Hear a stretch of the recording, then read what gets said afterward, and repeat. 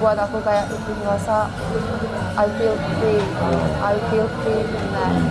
And hijab juga buat aku merasa lebih bebas, lebih bebas dari semua kayak yang yang diharapkan dari manusia lain gitu. Ya. Masya Allah. Itu utamanya sih, feel free.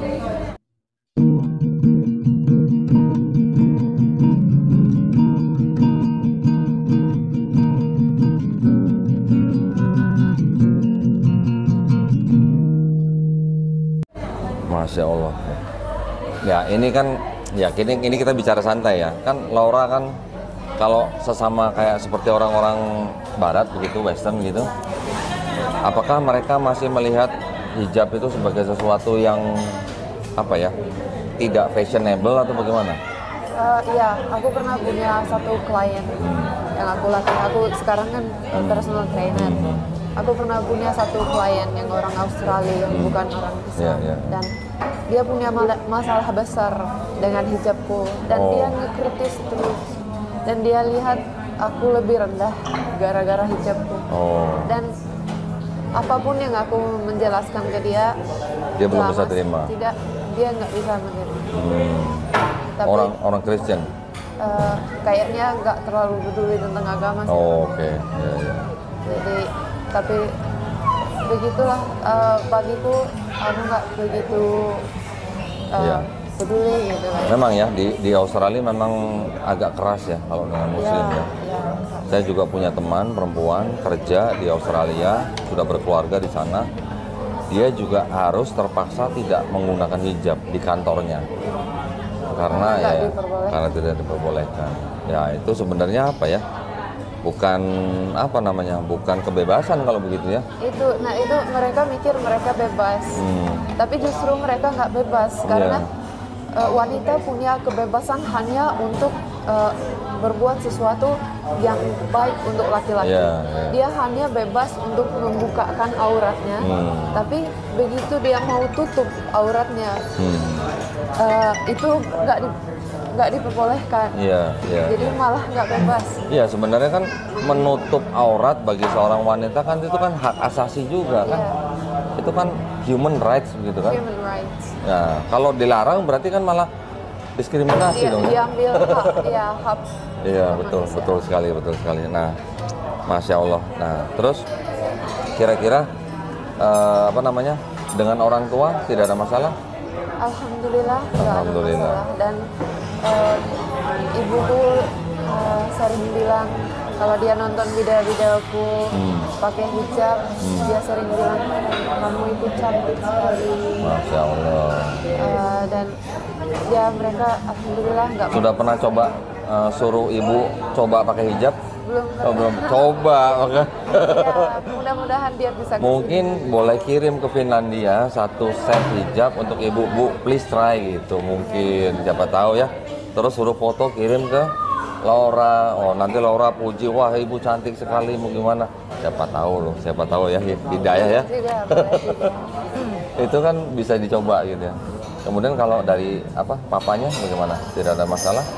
Alhamdulillah nggak ada masalah ya. Mungkin. Berapa saudara Laura? Aku punya satu abang. Abang, oke. Tinggal di Finlandia juga? Tinggal di Finlandia.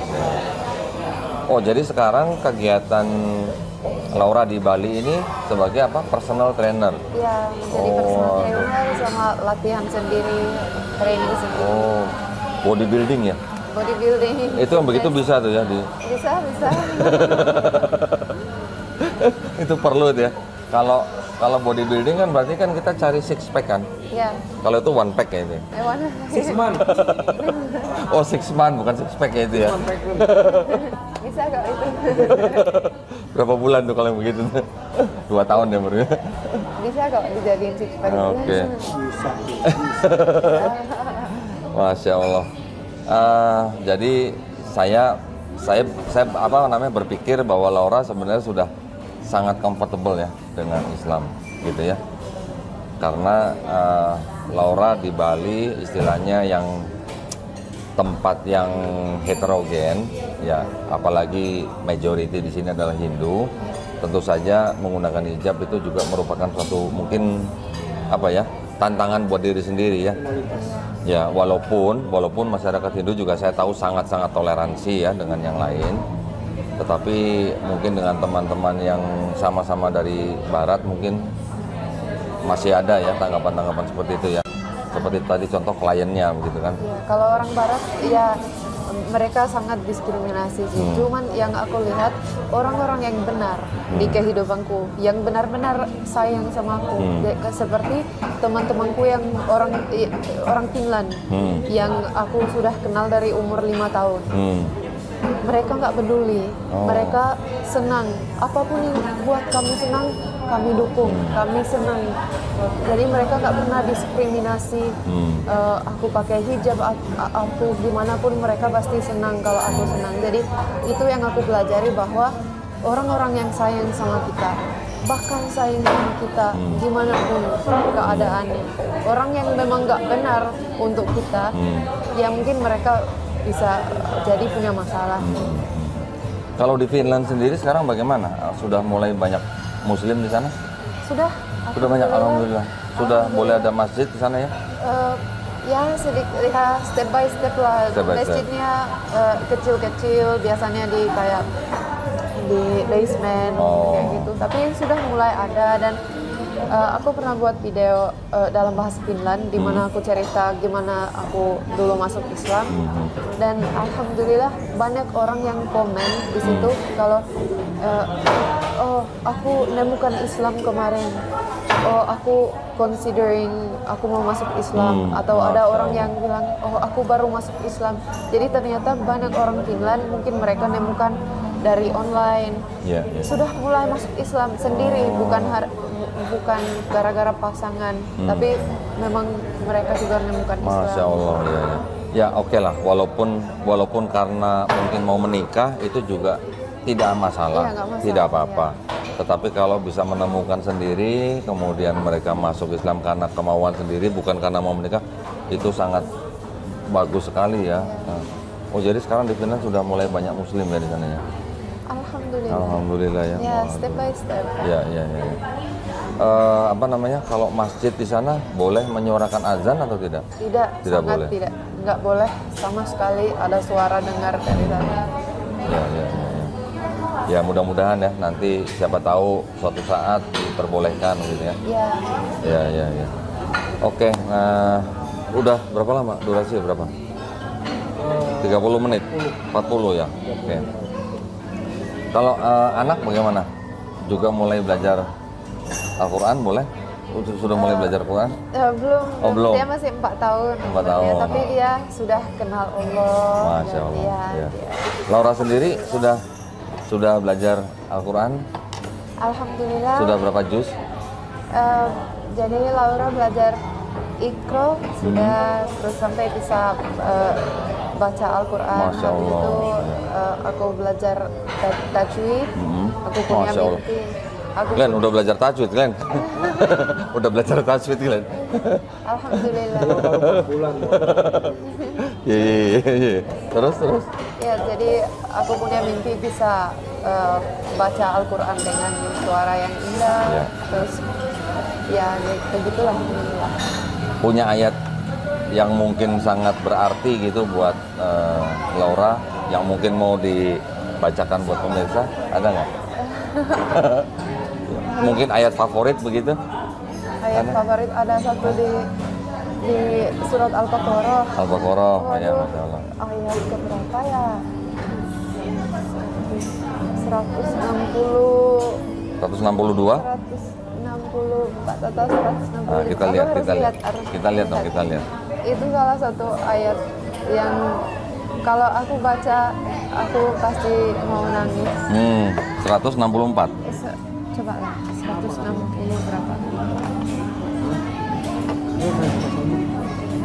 162, 163. Ini apa mas? Ada 164. Bisa langit dan bumi, ini dia. Oh. Bergantian malam dan siang, kapal yang berlayar di laut dengan muat. Ini dia ya. Mau dibaca Arabnya atau mau terjemahnya aja? Aku lagi ini data. Oh, oke. Ya. Saya bacakan ya, saya bacakan terjemahannya ya. Sesungguhnya Al-Baqarah ayat 164. Sesungguhnya pada penciptaan langit dan bumi, pergantian malam dan siang, kapal yang berlayar di laut dengan muatan yang bermanfaat bagi manusia, apa yang diturunkan Allah dari langit berupa air, lalu dengan itu dihidupkannya bumi setelah mati atau kering, yang dia tebarkan di dalamnya bermacam-macam binatang, dan perkisaran angin dan awan yang dikendalikan antara langit dan bumi. Semua itu sungguh merupakan tanda-tanda kebesaran Allah bagi orang-orang yang mengerti. Kira-kira dari ayat ini apa yang mau Laura sampaikan buat pemirsa? Ini kayak ini ayat yang gimana ya, kayak sangat poetik gitu kan, Oh, kayak poetik, macam, oke. ya macam puisi gitu kan. Keindahan gimana Allah sudah kasih kita semuanya untuk hidup di bumi ini gitu Iya. kan. Itu sih. Gitu ya, Iya. Masya Allah ya. Mungkin kita harus baca lagi tafsirnya, Iya, ya, tafsir. supaya orang yang belum belum menerima Islam tidak salah paham ya dengan ayat itu. Karena ini kan bahasanya mungkin bahasa seperti kayak kiasan gitu, atau metaforis lah begitu ya. Nah, kita harus belajar lagi nanti tafsirnya. Tapi ayat ini buat Laura sangat berkesan ya. Iya. Oke, Masya Allah.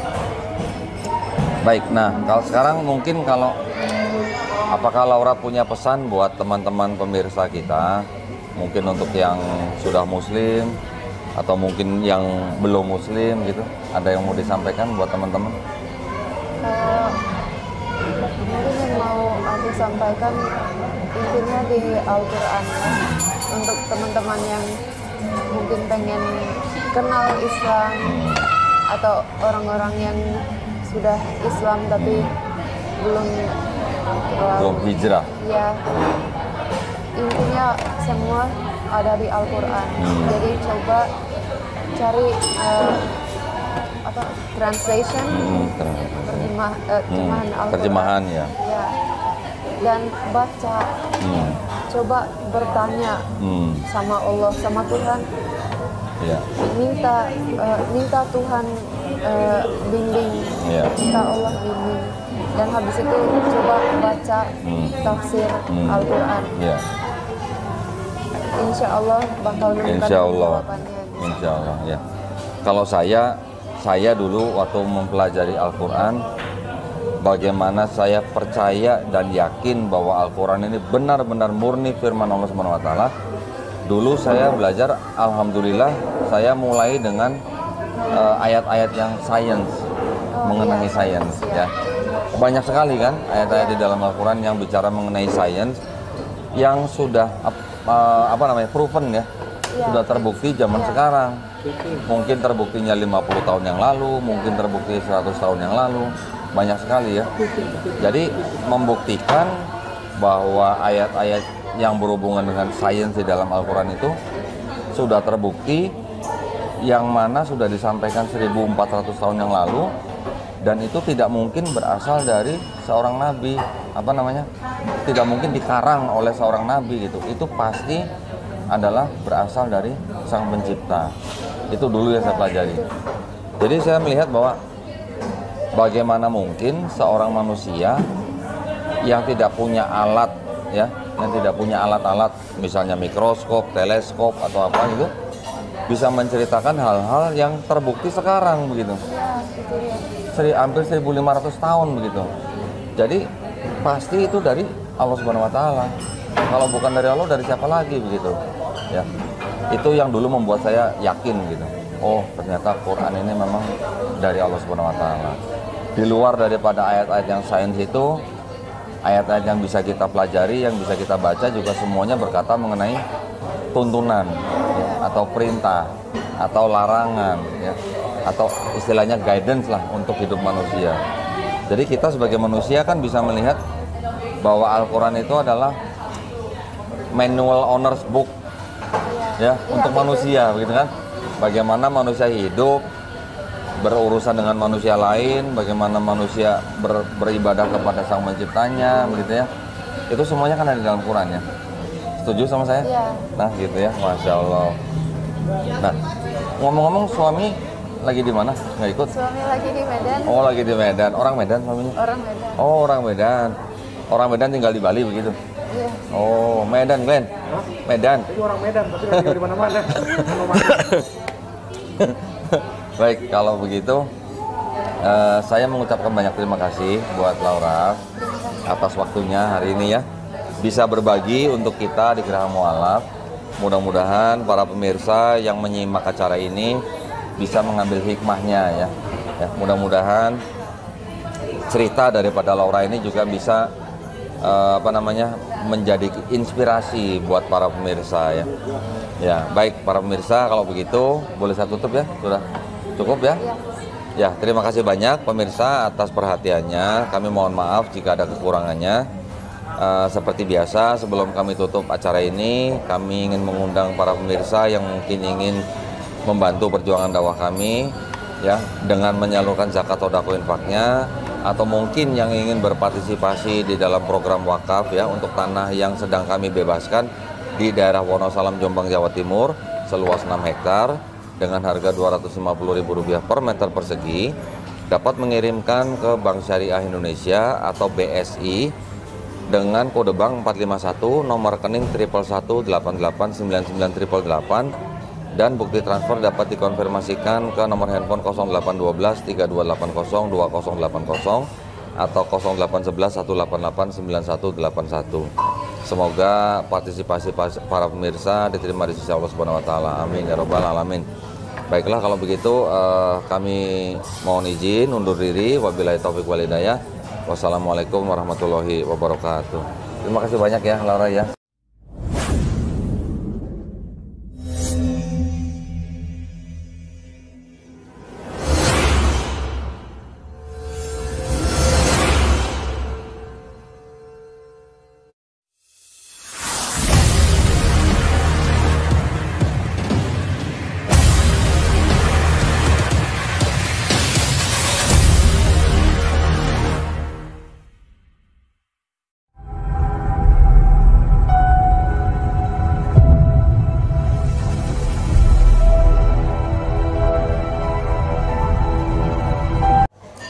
Senang sekali kita bisa berjumpa kembali pada konten di channel Geraha Mu'alaf, yang kali ini kami akan menampilkan seorang mu'alafah ya bernama Laura, yang mana nanti mungkin kita bisa mendengar ceritanya dan kita bisa mengambil hikmahnya. Sebelum saya mulai berbincang-bincang dengan Laura, seperti biasa saya ingin mengundang para pemirsa untuk berpartisipasi yang ingin menyalurkan zakat sodako infaknya, atau juga yang ingin berpartisipasi di dalam program wakaf ya untuk tanah kami yang bebas, yang sedang kami bebaskan di daerah Wonosalam, Jombang, Jawa Timur seluas 6 hektar dengan harga Rp250.000 per meter persegi, dapat mengirimkan ke Bank Syariah Indonesia dengan kode bank 451, nomor rekening 111889988, dan bukti transfer dapat dikonfirmasikan ke nomor handphone 0812 3280 2080 atau 0811 188 9181. Barakallahu fikum. Semoga partisipasi para pemirsa diterima di sisi Allah Subhanahu wa taala sebagai amal jariah. Amin ya rabbal alamin. Baik, tanpa perpanjang kalam lagi, saya akan segera ngobrol santai dengan Laura ya. Assalamualaikum Laura. Waalaikumsalam. Alhamdulillah. How are you? I'm good, thank you. Sudah bisa bahasa Indonesia? Sudah bisa, insya Allah. Pakai bahasa Indonesia aja. Pakai bahasa Indonesia saja, alhamdulillah. Jadi saya nggak perlu capek-capek nerjemahin ya. Baik, Laura asal dari mana? Asli dari Finlandia. Finlandia, wah jauh ya. Tahun berapa ke Bali? Tahun berapa ke Bali? Tahun 2011. 2010, oh udah cukup lama ya berarti ya. 10 tahun berarti? Iya, 10 tahun. Lebih ya, 10 tahun lebih ya? Iya. 11 tahun ini sekarang, waduh Masya Allah. Nah, Laura, mengucapkan 2 kalimat syahadat tahun berapa? Tahun 2015. 2015. Berarti sekarang nih tahun ke-7 ya menjadi mualaf ya. Masya Allah. Nah, kalau boleh cerita sedikit, apa yang membuat Laura mau menerima ajaran Islam dan memeluk Islam gitu? Aku dari kecil punya pikiran sendiri kalau Tuhan itu pasti ada dan Tuhan itu cuma satu. Jadi aku sebelumnya Kristen dan aku diajarkan kalau ada Yesus yang di tengahnya kita sama Tuhan, dan aku dari kecil nggak bisa terima itu. Jadi aku punya pikiran aku cuma pengen menemukan jalan ke Tuhan gitu kan. Jadi aku selalu mencari dari kecil, aku mencari sesuatu. Jadi pas sampai ke Indonesia, aku pengen mencari kayak dapat jawaban tentang gimana aku bisa dapat jalan ke Tuhan gitu kan. Aku belajar agama Hindu selama sempat belajar bahasa agama Hindu ya? Agama Hindu di Bali selama 2 tahun. Tapi kurang cocok, kurang sesuai dengan pikiran aku sendiri. Jadi akhirnya ketemu Islam dan ternyata semua yang aku tahu tentang Islam itu sesuai dengan pikiran aku sendiri. Dulunya Kristen apa? Kristen Protestan. Protestan. Oh, oke. Itu siapa? Talia? Ini Talia. Talia, anak ya. Waduh, Masya Allah. Umur berapa Talia? Umur 4 tahun. Sampai lupa nyapa Talia. Assalamualaikum Talia.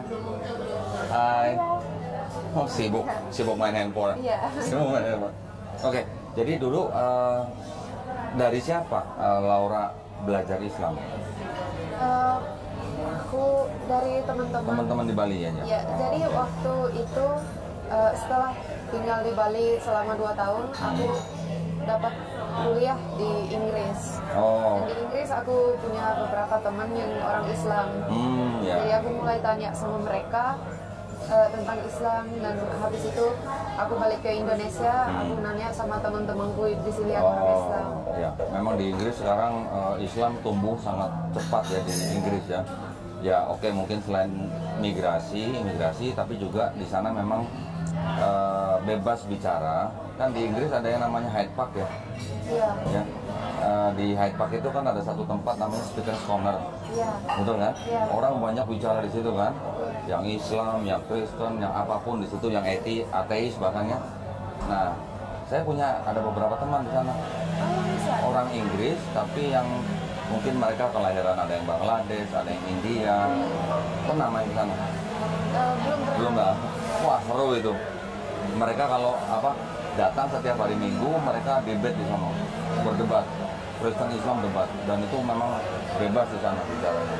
Mungkin kalau di Indonesia belum bisa begitu ya. Nah, terus kemudian setelah Laura menerima Islam, apa yang Laura paling berkesan gitu buat Laura, hal yang paling utama yang di dalam Islam yang Laura bisa terima begitu? Apanya? Apa tauhidnya, atau mungkin syariatnya, atau bagaimana? Hal intinya kayaknya kayak menyadari kalau gimana ya cara menjelaskan kita, atau sederhana, simpel begitu, atau bagaimana? Ini kita yang art untuk Allah. Aku nggak tahu bahasa Indonesia nih. Bahasa Inggris nggak apa-apa, nanti ada terjemahin tuh. Slave. Oh ya, hamba Allah ya. We are the slaves of Allah. And Allah is our master. Ya. Jadi kayak mendalami atau mengerti, memahami itu benar-benar di dalam hati. Itulah yang kuncinya di situ. Ya. Jadi intinya menurut Laura itu adalah bahwa Laura menerima kondisi bahwa kita manusia ini sebenarnya hanyalah hamba daripada Allah Subhanahu wa taala. Dan Allah Subhanahu wa taala adalah penguasa ya atas segala sesuatu, alam dan seisinya, sehingga kita manusia hanya harus beribadah saja gitu kan maksudnya kan. Ya, itu memang sangat sangat basic gitu ya. Itu adalah tujuan daripada manusia diciptakan untuk beribadah kepada Allah Subhanahu wa taala saja gitu ya. Nah, berarti di situ Laura juga menerima bahwa di dalam Islam itu yang paling penting adalah tauhid gitu ya. Tidak mempersekutukan Allah dengan suatu apapun gitu. Jadi kita hanya mengetahui bahwa kita hanya menyembah hanya kepada Allah yang hanya Ahad atau Esa gitu kan, gitu kan. Kalau di dalam Kristen dulu pernah mempelajari Bible-nya atau bagaimana? Enggak begitu banyak. Enggak begitu ya. Oke. Nah, terus setelah Laura menerima Islam, menurut Laura apakah kira-kira syariat yang ada di dalam Islam itu berat atau bagaimana? Misalnya sholat, puasa, zakat dan lain-lain itu menurut Laura mudah atau susah untuk dilaksanakan? Ada satu hal yang paling susah bagiku yang memang terasa paling berat itu adalah berhijab. Oh, berhijab. Oke. Dari semua yang lain-lain Ya. itu yang paling berat bagiku. Paling berat ya. Karena mungkin pandangan orang luar atau pandangan keluarga begitu ya, atau pandangan teman-teman gitu. Terus bagaimana ceritanya Laura bisa sampai akhirnya memutuskan untuk berhijab? Itu menarik juga ceritanya. Jadi pada awalnya aku Islam, aku belum tahu kalau berhijab itu apakah itu wajib ataukah itu cuma boleh atau tidak gitu. Kayak itu keputusan ceweknya sendiri. Dan aku masih bingung tentang itu, kayak aku belum dapat informasi yang pas kayak tentang itu gitu kan. Jadi aku selama 5 tahun pertama menjadi seorang muslim belum berhijab. Karena itu masih keraguan aku dan profesiku dan kehidupanku sebelumnya itu juga aku tahu kalau aku mulai berhijab itu bakal harus dirubah semua. Jadi hijab itu bakal berubahkan kehidupanku total. Jadi pada akhirnya sesuatu hari aku lagi dengar podcast tentang surat An-Nur. Oke. Ya, dan yang dibicarakan adalah ayat pertama surat An-Nur yang bilang ini adalah surat di mana kewajiban bagi orang yang beriman. Nah, habis itu aku langsung ingat kayaknya kalau nggak salah ayat yang tentang hijab itu ada di surat An-Nur juga. Jadi aku langsung ngecek, langsung baca. Ayat 31 kalau nggak salah. Iya. Itu aku nemukan ayat hijab di situ. Udah di situ aku langsung tahu kalau ini ada sebuah kewajiban dan memang ini yang Allah mau kita berbuat, dan aku sadar kalau apapun yang Allah suruh kita berbuat itu sudah pasti terbaik buat kita, walaupun di situ mungkin kita belum paham, tapi itu pasti terbaik karena itu dari Allah. Makanya aku langsung Masya Allah ya, Masya Allah. Jadi intinya Laura hanya mengatakan kalau kita mengikuti perintahnya otomatis Allah pasti akan membantu kita. Ya gitu ya. Entah apapun itu, misalnya untuk berhijab ya untuk wanitanya, atau untuk yang laki-laki misalnya perintah apapun pasti ada hikmahnya karena Allah tahu bahwa itu perintahnya adalah yang terbaik untuk manusia, gitu ya. Alhamdulillah. Nah, terus akhirnya setelah 5 tahun setelah menonton podcast itu, podcast siapa? Antar siapa? Itu Nauman Ali Khan. Masya Allah, saya juga dulu banyak nonton dia. Masya Allah ya, Ustadz Nauman Ali Khan memang salah satu ustadz yang ilmunya sangat luas ya. Nah, terus akhirnya setelah menonton itu memutuskan untuk berhijab. Iya, langsung. Masya Allah. Waduh. Nah, memang di dalam pandangan orang luar ya, memang ya, mereka ada anggapan bahwa wanita muslim yang berhijab itu dianggap seolah-olah seperti apa ya, dalam bahasa Inggrisnya itu oppress gitu ya. Seperti oppress gitu. Tetapi sebenarnya tujuan daripada hijab sendiri itu kan sebenarnya untuk memuliakan wanita, betul kan? Contoh mungkin ya, ini sebentar ya, ini mungkin hanya sekedar analogi ya mungkin ya. Kalau kita punya permen candy, ya, yang satu ada covernya, yang satu tidak ada covernya, dua-duanya jatuh. Kalau kita ambil dua-duanya, mau kita makan yang mana? pasti yang ada bungkusnya ya, ya kan? Nah, begitu juga ya di dalam Islam, wanita Muslim itu berhijab itu karena mulia, ya, bukan karena untuk ditekan atau untuk di apa namanya, ya opres begitulah. Artinya bukan apa namanya keterbatasan, tetapi itu justru untuk memuliakan wanita itu sendiri ya, betul. Karena yang ditutup itu adalah aurat yang memang hanya boleh dilihat oleh muhrimnya, kan gitu ya.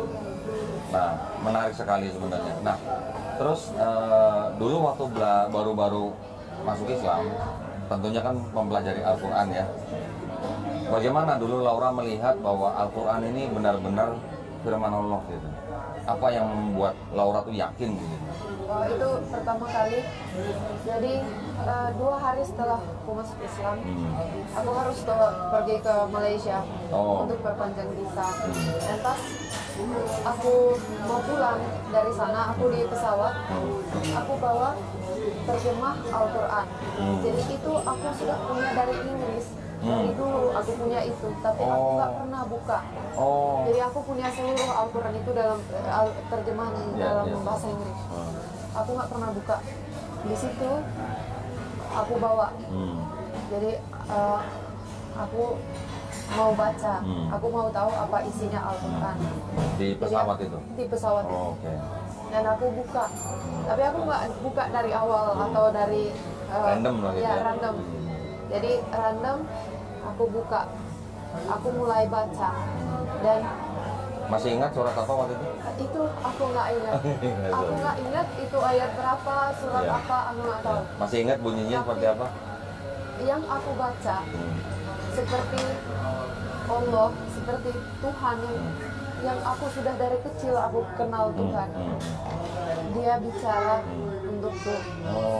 Banyak pikiran-pikiranku yang pernah ada dari dulu. Di situ dijelaskan. Kayak aku pernah punya pertanyaan tentang manusia kenapa seperti ini. Di situ Allah cerita karena ini alasannya kenapa ada manusia seperti ini. Dan merinding. Allah langsung cerita. Ini karena ini ada manusia seperti itu. Semua diceritakan dan itu aku tahu. Ini Tuhan yang aku kenal dari dulu. Dan sekarang Tuhan ngomong sama aku langsung. Jadi aku nangis macam anak kecil. Di situ ada orang-orang dulu aku gak peduli. Oh ya? Aku baca aja, semakin aku baca semakin aku nangis sampai udah pesawatnya sudah landing ya, Masya Allah. Dan di situ aku sudah yakin benar-benar gak ada raguan. Masya Allah. Iya, memang semua ayat yang di dalam Al-Quran itu memang adalah murni firman Allah Subhanahu Wa Taala. Cuma memang manusia kan memang diajak berpikir, diajak untuk menggunakan akalnya, begitu kan? Apa yang sudah Allah ciptakan, apa yang sudah Allah perbuat untuk manusia, untuk bumi dan langit, untuk alam semesta, kita sebagai manusia hanya perlu untuk berpikir dan melihat kekuasaan ya, kemahabesaran Allah Subhanahu Wa Taala ya, gitu ya. Masya Allah, itu walaupun mungkin simple, hanya seperti jawaban atas pertanyaan Laura pada waktu kecil, tetapi mungkin kita tidak sadari bahwa itulah memang jawaban yang sudah disediakan Allah ya, dari zaman Nabi Muhammad SAW, gitu ya. Masya Allah. Terus selama ini, selama Laura menjadi seorang muslimah, apa yang kira-kira menjadi kendala selain hijab yang sudah selesai nih? Selain itu ada lagi yang mungkin menjadi kendala gitu, menjadi hambatan gitu? Selain itu nggak ada sih. Nggak ada ya? Cuman yang berat. Puasa tidak ada masalah ya? Puasa Alhamdulillah. Ketagihan nggak puasa? Apa? Ketagihan nggak? Iya. Mau terus begitu ya? Kadang mau terus, kadang gak banget. Oh gitu ya. Baik. Nah tapi kan istilahnya juga ada hikmahnya kan. Maksudnya kenapa Allah mewajibkan kita untuk berpuasa? Pasti ada hikmahnya, pasti ada tujuannya, ya kan?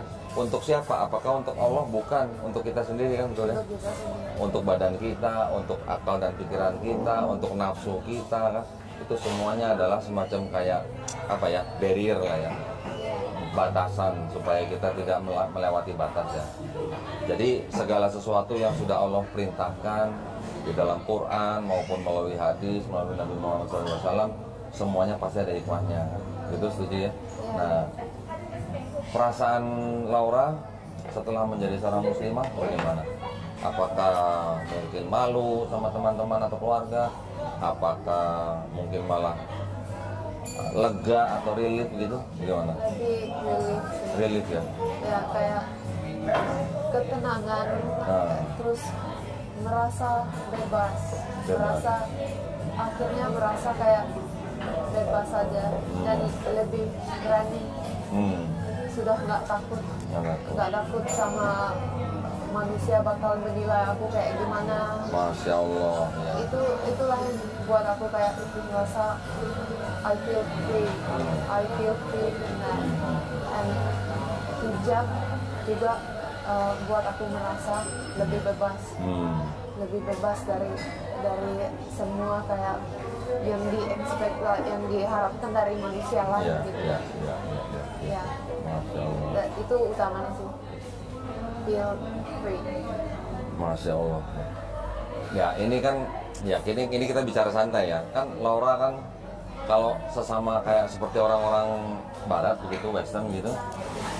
Apakah mereka masih melihat hijab itu sebagai sesuatu yang apa ya, tidak fashionable atau bagaimana?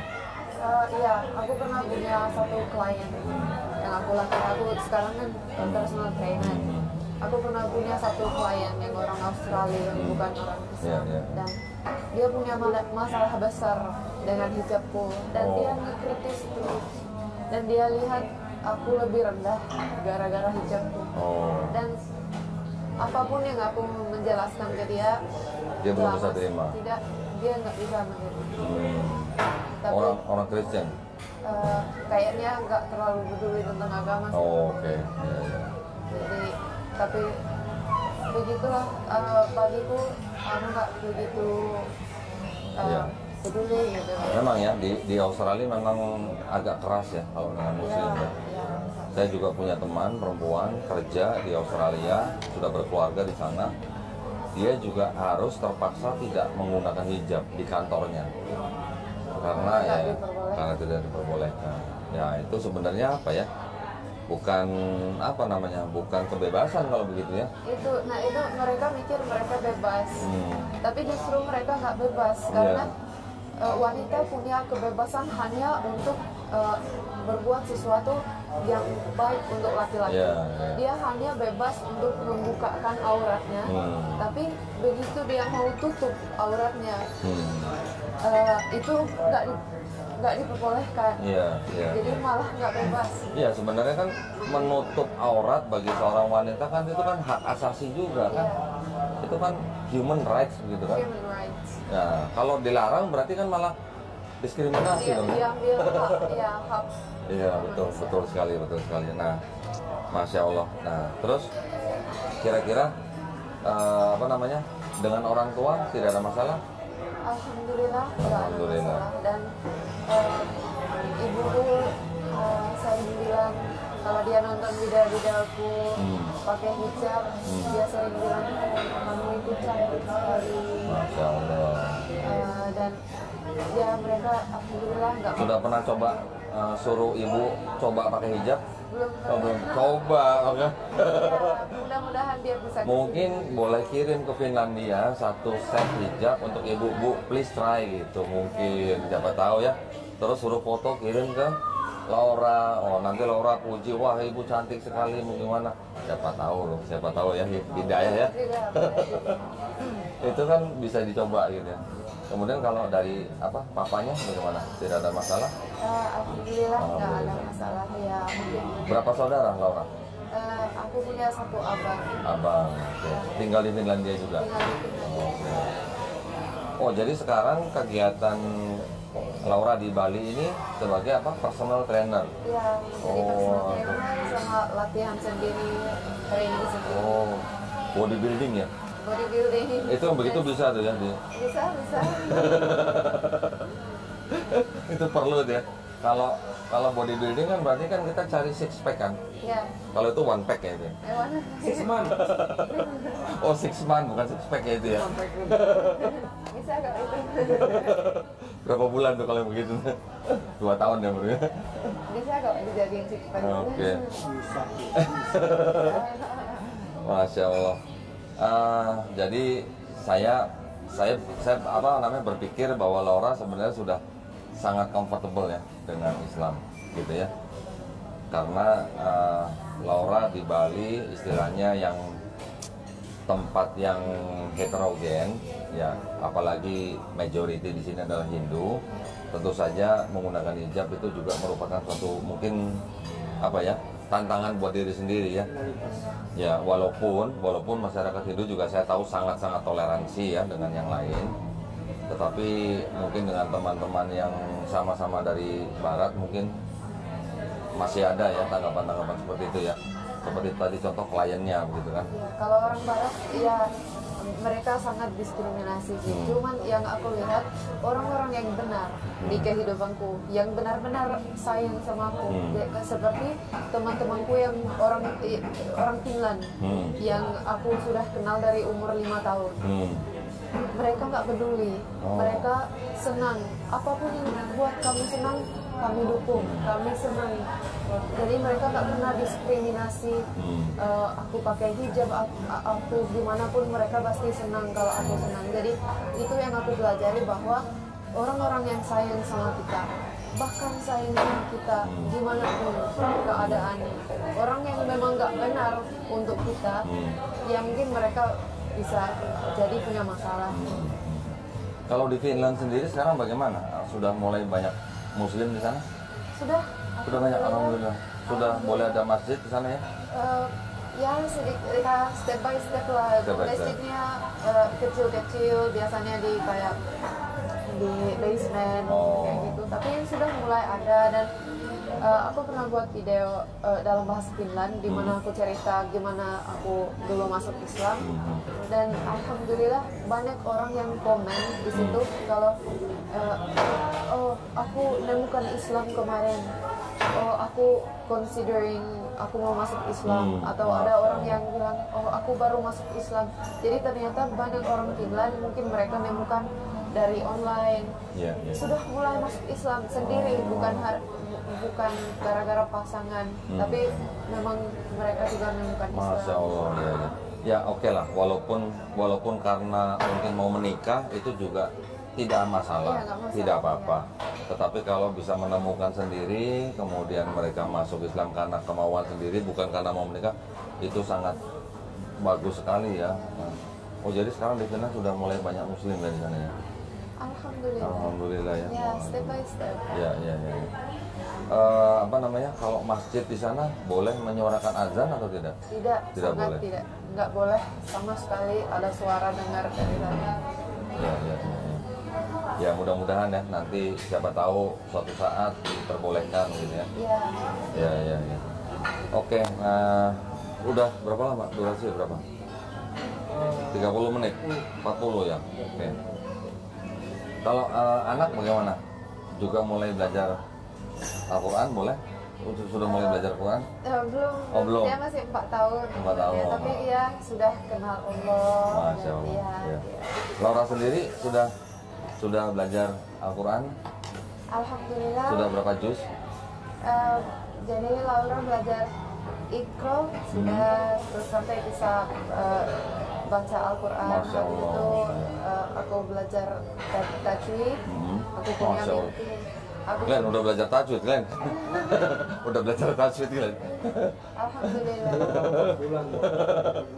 Iya. Terus. Ya, jadi aku punya mimpi bisa baca Al-Quran dengan suara yang indah. Ya. Terus ya begitulah.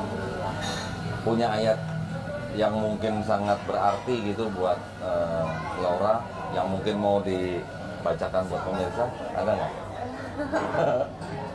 Mungkin ayat favorit begitu? Ayat favorit ada satu di di surat Al-Baqarah. Al-Baqarah ya. Ayat berapa ya? 160 162. 160 atau 160. Nah, kita lihat dong. Itu salah satu ayat yang kalau aku baca aku pasti mau nangis. 164. Coba lah, 160 berapa? 162, 163, Ada 164.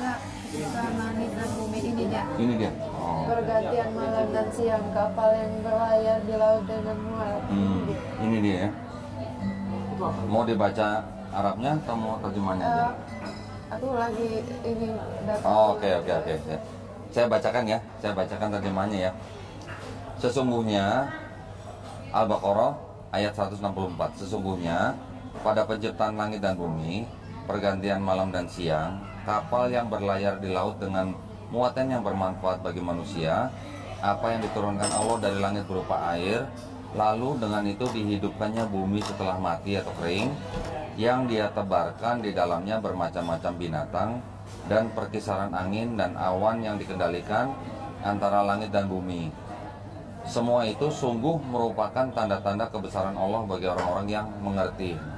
Kira-kira dari ayat ini apa yang mau Laura sampaikan buat pemirsa? Ini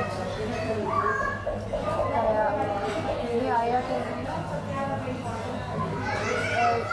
kayak sangat poetik gitu kan, Oh, poetik, oke. Ya, macam puisi gitu kan.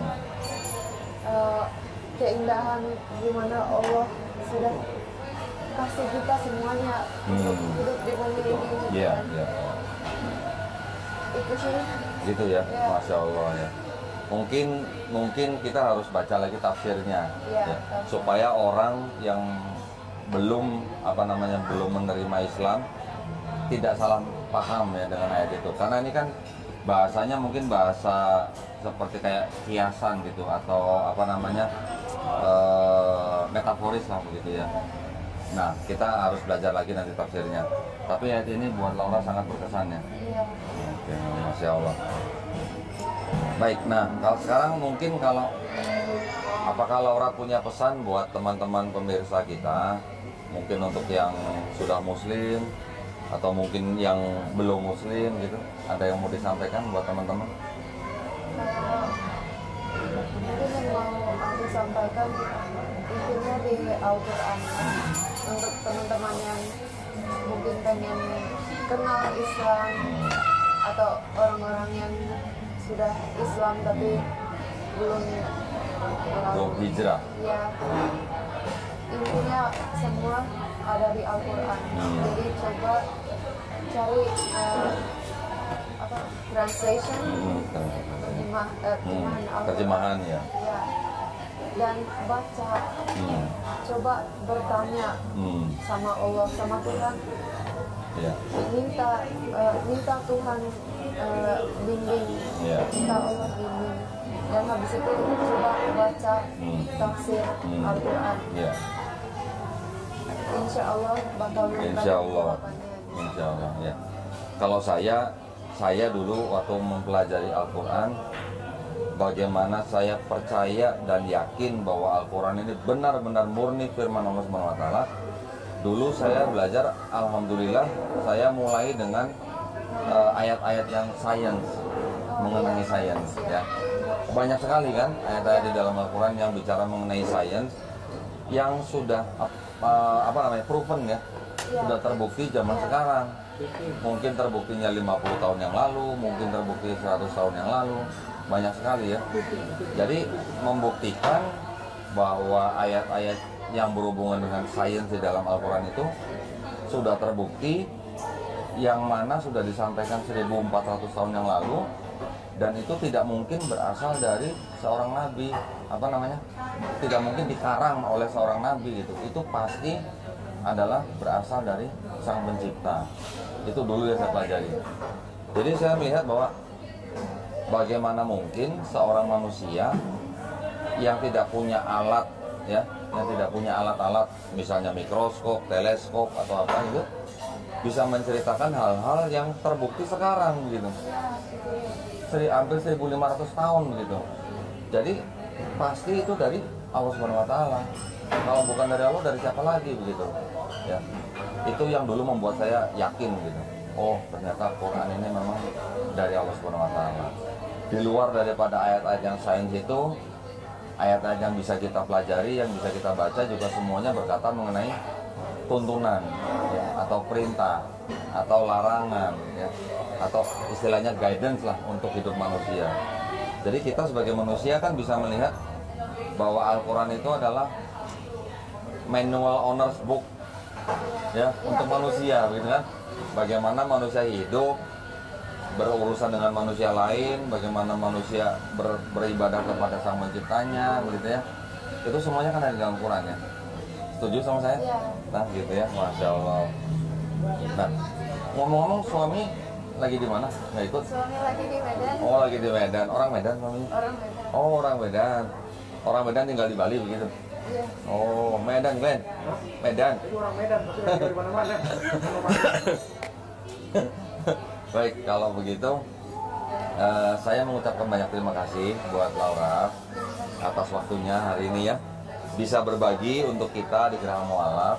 Mudah-mudahan para pemirsa yang menyimak acara ini bisa mengambil hikmahnya ya. Mudah-mudahan cerita daripada Laura ini juga bisa